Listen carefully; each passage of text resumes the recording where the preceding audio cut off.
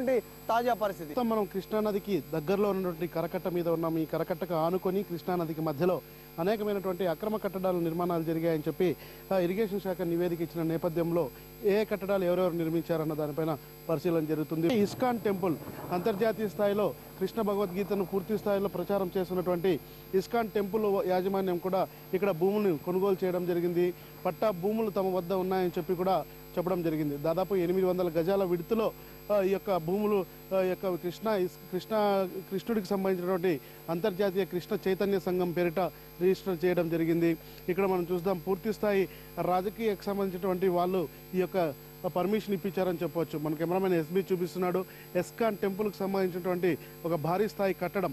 ప్రతి ఒక్కరు ఇక్కడ ఈ యొక్క నదీ తీర ప్రాంతంలో కానీ కృష్ణానదికి అలాగే కరకట్టకు మధ్య ఉన్నటువంటి ప్రాంతంలో నిర్మాణాలు నిర్మించిన వారు ఒకటే మాట చెప్తున్నారు, మా దగ్గర పట్టా ల్యాండ్ ఉన్నాయి, అందుకే మేము బిల్డింగ్లు నిర్మించుకున్నాం, వాటికి ఉడాతో పాటు ఇరిగేషన్ శాఖ అధికారులు కూడా అనుమతి ఇచ్చారని చెప్పి అంటున్నారు. అయితే ఇక్కడ వాళ్ళు ఒక విషయం స్పష్టం చేయట్లేదు, పట్టా ల్యాండ్ భూములు ఉన్నా కానీ వాటిపైన శాశ్వతమైన నిర్మాణాలు చేపట్టకూడదని చెప్పి ఒక చట్టం చెప్తుంది. అలాగే కృష్ణానదికి దగ్గర ఏ నదికైనా దగ్గరలో ఉన్నటువంటి ప్రాంతంలో అంటే దాదాపు 500 మీటర్ల ప్రాంతంలో ఎలాంటి శాశ్వత నిర్మాణాలు చేపట్టకూడదని చెప్పి అటు ఆర్సీ యాక్ట్ కానీ అలాగే ఉడాకు సంబంధించినటువంటి అధికారులు కానీ మొదట చెప్తారు. అయితే ఉడాలో ఉన్నటువంటి నిబంధనల సడలింపు మూలంగా ఈ కట్టడాలు నిర్మించామని చెప్పి ప్రతి ఒక్క నిర్మాణదారుడు ఇదే విషయం చెప్తున్నాడు. దీన్ని బేస్గా చేసుకొని అక్రమ నిర్మాణాలు జరుగుతూనే ఉన్నాయని చెప్పుకోవచ్చు.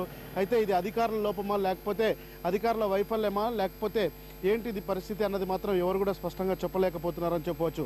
ఇప్పుడు ఉన్నటువంటి ఈ దాదాపు 800 గజాల విస్తీర్ణంలో నిర్మించడం జరిగింది.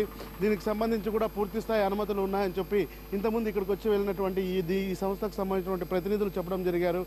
ఏదైనా ఉన్నా కానీ తమకు సంబంధించిన పెద్దలతో దీన్ని ఇచ్చేయాలని చెప్పి ఇది తేల్చుకోవాలని చెప్పి అంటున్నారు. ప్రస్తుతం మనం గణపతి సచ్చిదానంద ఆశ్రమం దగ్గర ఉన్నాం. ఈ యొక్క కరకట్టకు సంబంధించి అలాగే కృష్ణానది మధ్యలో ఈ ఆశ్రమం నిర్మించడం జరిగింది. దాదాపు ఇరిగేషన్ శాఖ అధికారులు ఇచ్చినటువంటి నివేదికలో ఈ ఆశ్రమం కూడా అక్రమంగా నిర్మించారు, అక్రమ కట్టడాల ద్వారానే నిర్మించారని చెప్పి కూడా నివేదికలో వెల్లడైనటువంటి సందర్భం ఇది. అయితే దీనికి సంబంధించి ఉడా అధికారులు పర్మిషన్ ఇచ్చామని చెప్పి కూడా ఆ నివేదికలో చెప్పారు. ఉడా అధికారులకి ఇరిగేషన్ శాఖ అధికారుల మధ్య సమన్వయం లేకపోవడము, అలాగే రెవెన్యూ శాఖ అధికారులు పూర్తి స్థాయిలో పరిశీలించకుండా వీటిపైన కూడా ఒక నివేదిక తయారు చేసి ఇవ్వడం పట్ల కొద్దిగా గందరగోళం నెలకొన్నమాట వాస్తవం అని చెప్పవచ్చు. మనం చూడొచ్చు ఇప్పుడు ఈ యొక్క గేట్ ఎంట్రన్స్ దగ్గర నుంచి ఎండ్ వరకు చూస్తే ఒక పూర్తి స్థాయి దాదాపు ఒక 800 మీటర్స్ మేర ఇదంతా నది కనిపిస్తుంది. 800 మీటర్స్ నుంచి చూసుకుంటే మొత్తం ఇదంతా నిర్మాణం కొనసాగుతూనే ఉంది. 400 గజాలకు అనుమతి తీసుకున్నటువంటి గణపతి సచ్చిదానంద ఆశ్రమ నిర్వాహకులు దాన్ని ఎక్స్టెన్షన్ చేసుకుంటూనే పోయారు. అలాగే దాంతోపాటు సొంతంగా ఘాట్ కూడా నిర్మించుకోవడం జరిగింది. ఇక్కడ ఈ ఘాట్ని నిర్మించుకొని ఇక్కడ దానికి సంబంధించినటువంటి ప్రక్రియలన్నీ చేస్తూనే ఉన్నారు. నిన్న చూసినట్టుగానే అక్కడ అనేక మంది భక్తులు కూడా కృష్ణానదిలో స్నానం చేస్తూ కూడా కనిపించడం జరిగింది. సో ఈ యొక్క గణపతి సచ్చిదానంద ఆశ్రమానికి అనుమతిని ఇవ్వడానికి VGTM ఒకవైపు ఉన్నా కానీ రివర్ కన్జర్వేషన్ యాక్ట్ ప్రకారం ఎలాంటి అక్రమ కట్టడాలు నిర్మించకూడదన్నది చట్టం చెప్తుంది. అయితే చట్ట ఉల్లంఘన చేపట్టిన వాళ్ళు ఇక్కడ లిస్టులో వీళ్ళు కూడా ఉన్నారని చెప్పవచ్చు. గణపతి సచ్చిదానంద స్వామి ఆశ్రమానికి అనుమతులు ఇవ్వడానికి అలాగే పూర్తి స్థాయిలో శంకుస్థాపన చేయడానికి కూడా రాజకీయ పార్టీలకు సంబంధించినటువంటి నాయకులు కూడా పోటీ పడ్డారని చెప్పవచ్చు. ఇక్కడ పూర్తి స్థాయిలోనే దీనికి సంబంధించి కూడా ఒక అనుమతి వచ్చిందని చెప్పి దానికి అధికారికంగా అంటే గతంలో ఉన్నటువంటి ప్రభుత్వాలు అధికారికంగా శంకుస్థాపన చేయడం జరిగాయి. ఆంధ్రప్రదేశ్ ప్రభుత్వం అలాగే పంచాయతీరాజ్ శాఖ ఆధ్వర్యంలో ఈ శ్రీ గురుదత్త పీఠం నిర్మించారు. దీనికి సంబంధించి దాదాపు 2 లక్షల రూపాయలు కూడా పుష్కర్ ఘాట్ని గవర్నమెంట్ కట్టించి ఇచ్చిందని చెప్పి కూడా ఇక్కడ మనం ఒక ఈ యొక్క శంకుస్థాపన చేసినటువంటి ఈ యొక్క ల్యాండ్ని చూసి దీని యొక్క మాన్యుమెంట్ని చూసి చెప్పవచ్చు. గణపతి సచ్చిదానంద స్వామికి వచ్చారు. గతంలో ఉన్నటువంటి గుంటూరు జిల్లా పరిషత్ చైర్మన్ పాతూరి నాగభూషణం ఈ యొక్క దీనంతటికి ఆశ్రమంకి మొత్తం అంతా ఏర్పాట్లు చేశారని కూడా చెప్పవచ్చు.